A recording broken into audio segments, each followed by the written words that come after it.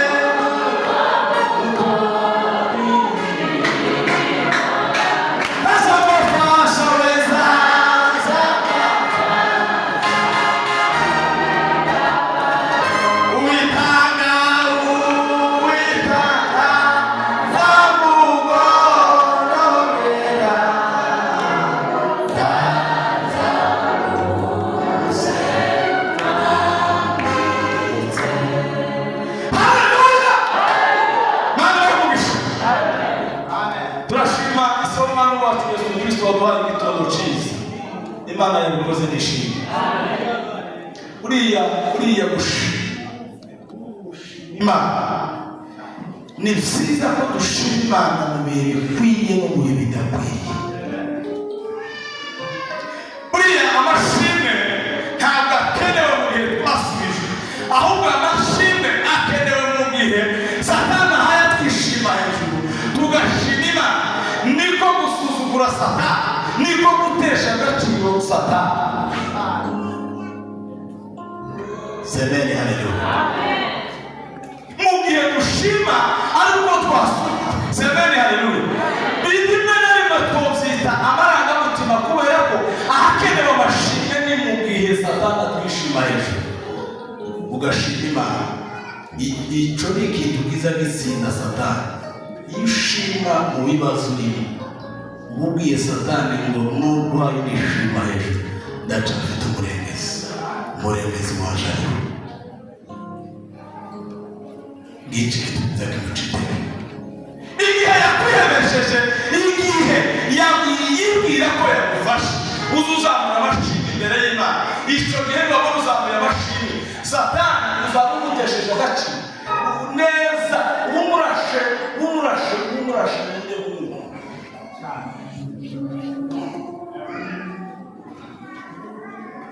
ariko ikigoye abantu basigaye batinya gushima ngo simvugira ijambo ngo muno hari abantu mutawamenya banzi n'ibirisha oya ngo shima Imana gusa semeni haleluya. Ukirwanira wenyine gusa ni ushobora icyo uvuga cyose arakiyize akibereye maso zumwisha nabiye azata kuriya gushima Imana nuko ubanza ugatekereza kuriya uza kugarura amashimwe mu mutima ariko wabaje kwicara ugatekereza Imana yakoze ukabitekereza wamara kubikura ukazinjiza mu mutima ukakubwira ngo shima Imana kuko Imana yakoze kubera zatangiye gutekereza ugatekereza mu mutima ukabimanura mu mutima ukakwemera ngo shima Imana ukakwemeza ufite Imana yagukoreye umara ugashima. Impamvu mwinshi abantu badashima baza bafata umwanya mugufi wo gutekereza ku byo Imana yakoze. Impamvu abantu batazabashima nuko batazafata umwanya ngo batekereze ku byo Imana yabakoreye. Ndakuzi Imana we, hari ibyo wakoreye. Kuzi Imana we, kuzi Imana we, hari ibyo wakoreye abandi batazi. Bya bindi wakoreye wa munsi n'abahingo batazigera bibagirwa. Ahantu wasanze wa munsi n'abahingo batazigera bibagirwa. Ndakuzi tunyurwe, hari ibyo wakoreye abandi batazi. Haleluya! Kuga abafite twavuze aho badufashije. Numvise ko batadufashije. Ariko mudufashe. Hari ubuzima bw'abakoreye utegereza gushima Allah. Kuko mu mashinga yawe harimo intare zifasha abandi guhindukira. Mu mashinga yawe hari intare zifasha abandi guhindukira. Hari intare zifasha abandi kwizera.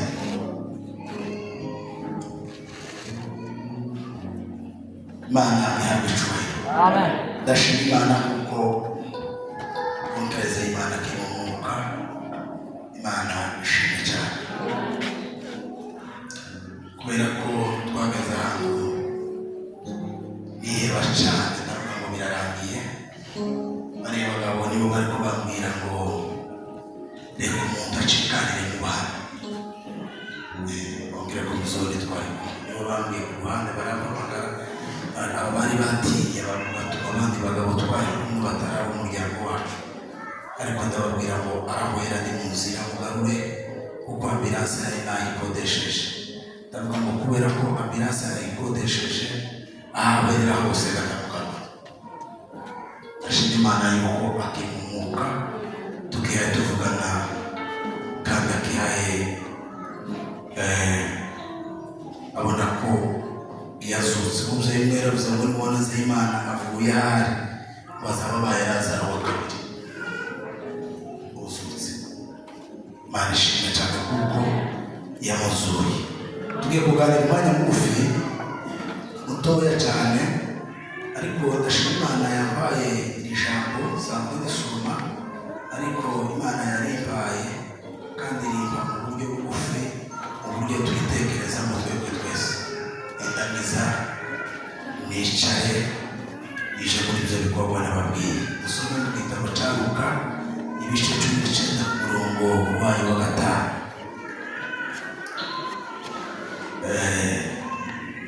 Zivugira nasome cyangwa batarahabona. Kadusome ijambo ry'Imana. Yesu ahageze arararama aramubwira ati Zakayo, ruruka vuba kuko uyu munsi ukwiriye kurara iwawe. Amen.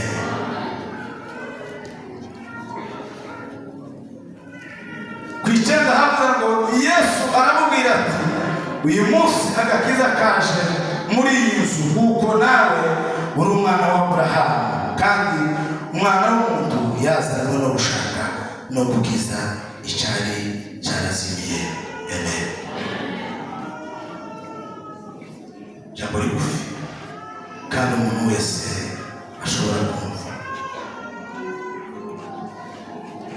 Yesu ageze i Yeriko arahanyura. Bibiliya yavuga ngo hari umugabo witwa Zakayo. Uwo kandi witwa Zakayo ngo yari umutoza ko. Kandi uwo Zakayo yari yarariganije abantu.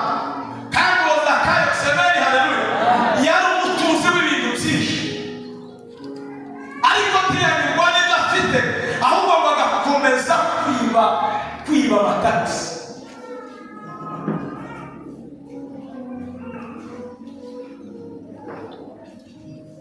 agakiza gatahi wawe mu munsi wa none. Agakiza ndabwiriza inota bika ariko twese dutekereze mu mutima, umuntu wese yitekerezeho.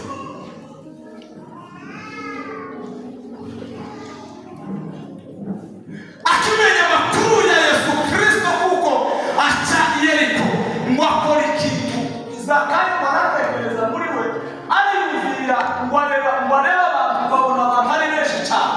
Bamaze kubona abantu ari benshi yiyumvira uburyo yobona Yesu kubera ko Zakayo ngo yari mugufi.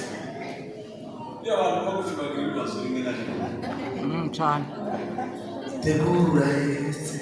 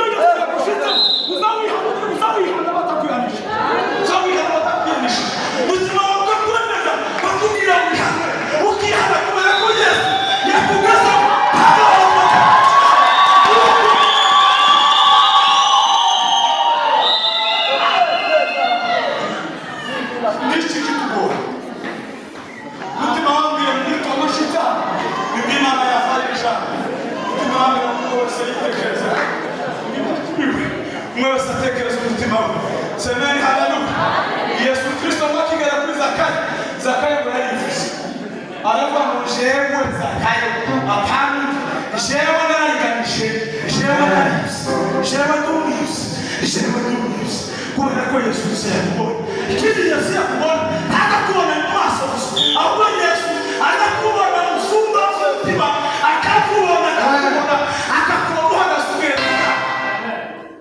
Yesu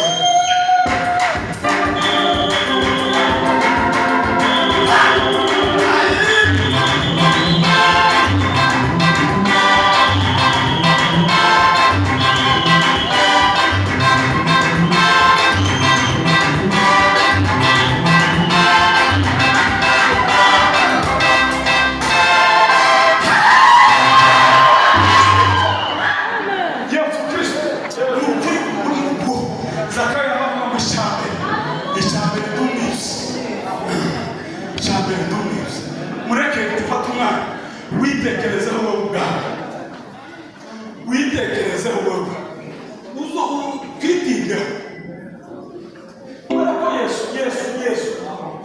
Kristo akimara kubwira Zakayo yashyize mwa Zakayo aridondora izina aravuga ngo ndi Zakayo umutoza Paul wariganije wibye wakoze ibinini none rero kubera ko Yesu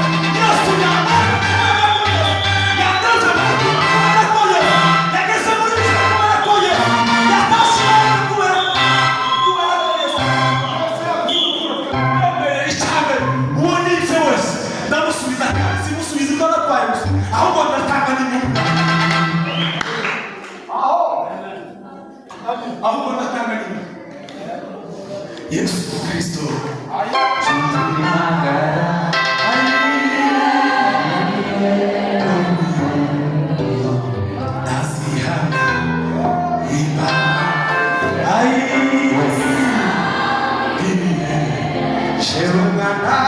alifungawe salima Kristo kitu rero twebwe nuko tutizi ahubwo tukitugafata umwana wo kudondora abantu kandi nawe nukuri kw'Imana y'ijuru tiweri imbere y'Imana ahubwo irebe umunyakwezi ukari wawe shika ukihana agakiza kagataha iwawe reka kugira ngo uyu munsi wano utekereze umutima wawe ubitekerezeho ugire Imana wose agakiza wacu uyu munsi Imana uriyereke uyu munsi Imana arizo narigana uyu munsi